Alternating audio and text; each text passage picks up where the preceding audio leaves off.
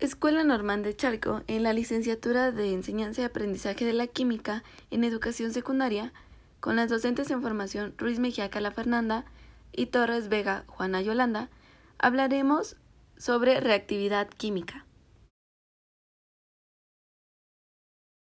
¿Qué es reactividad química? Es la capacidad de reacción química que presenta ante otros reactivos. En pocas palabras, podemos decir que estos son procesos o cambios químicos en los cuales una sustancia denominada reactivo se va a transformar y da origen a otra denominada producto. En la reactividad química encontramos tres. Los metales tienden a perder electrones, los no metales ganan electrones y los metaloides tienden a ganar y perder electrones.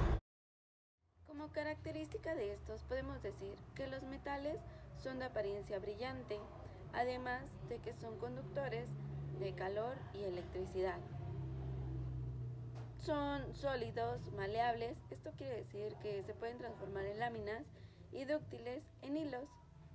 Son a temperatura ambiente, estos tienden a ser sólidos, excepto por el mercurio, que a temperatura ambiente se encuentra en líquido. En el caso de los no metales, estos no presentan brillo, son malos conductores, no son dúctiles ni maleables, son gases a temperatura ambiente y unos cuantos sólidos, pero se encuentran. En el caso de los metaloides, estos son de características intermedias, tanto tienen de metales como no metales, son semiconductores de electricidad y de calor.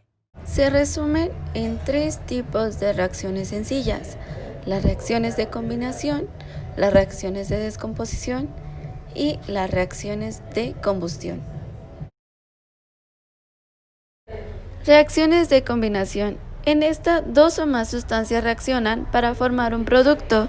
Existen diferentes ejemplos para estas reacciones, sobre todo aquellas en las que diferentes elementos se combinan para así formar compuestos. Bien, ahora les explicaré un ejemplo de reacción de combinación. Aquí tenemos una fórmula que dice que A más B es igual a C, es decir, que los reactivos reaccionan para producir un nuevo compuesto. Por ejemplo, tenemos a dos moléculas de magnesio que reaccionan con oxígeno diatómico para producir dos moléculas de óxido de magnesio. Es decir, que se cumple nuestra fórmula de abajo.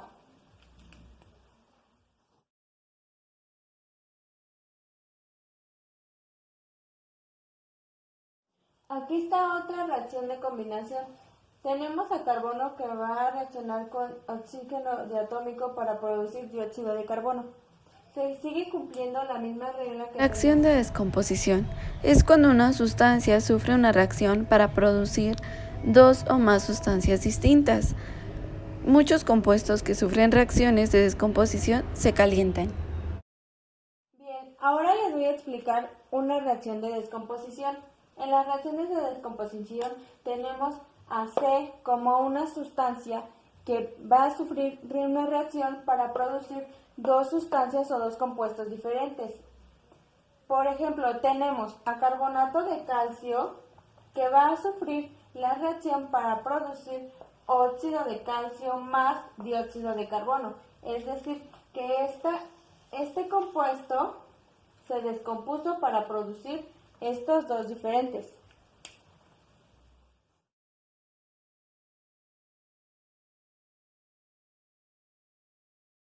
Otro ejemplo de reacciones de descomposición podría ser en donde clorato de potasio reacciona para producir dos moléculas de cloruro de potasio más tres moléculas de oxígeno diatómico.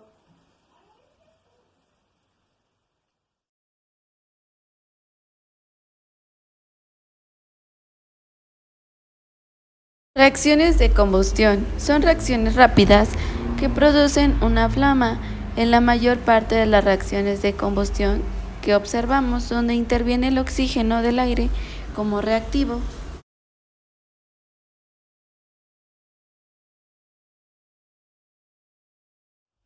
En las reacciones de combustión siempre va a haber un hidrocarburo que va a reaccionar con oxígeno diatómico para producir dióxido de carbono y agua. Siempre van a producir dióxido de carbono y agua y siempre van a reaccionar con el oxígeno diatómico.